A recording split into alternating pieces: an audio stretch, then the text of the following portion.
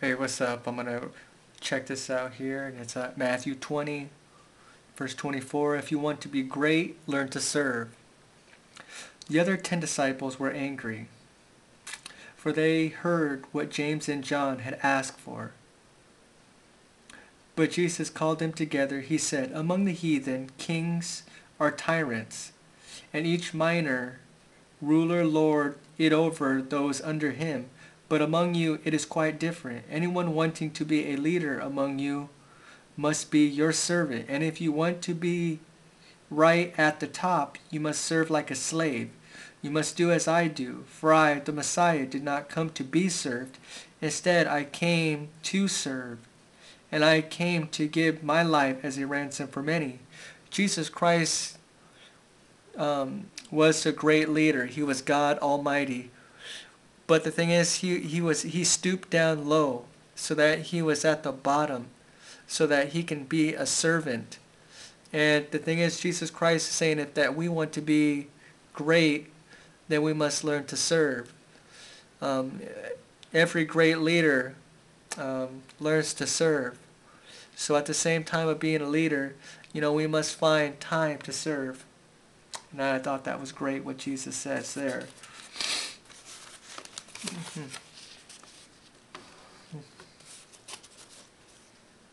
And this here is Matthew 24. Jesus tells about the future. Jesus began to leave the temple grounds, and his disciples came along. They wanted to take him on a tour of the temple buildings, but he told them, all these buildings will be knocked down.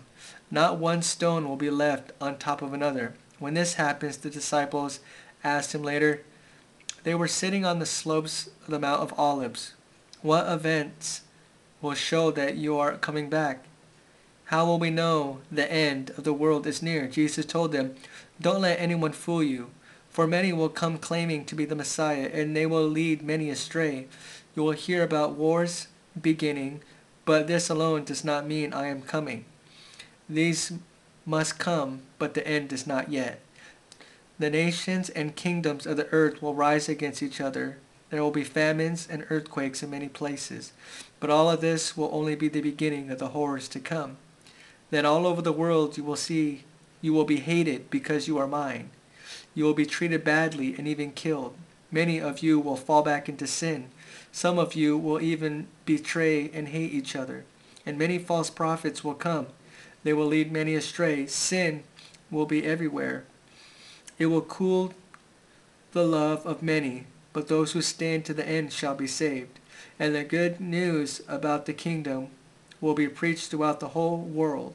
All nations will hear it. Then finally the end will come.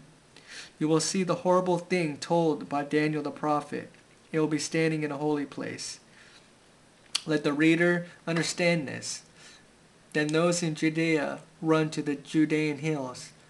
Those on their porches must not even go inside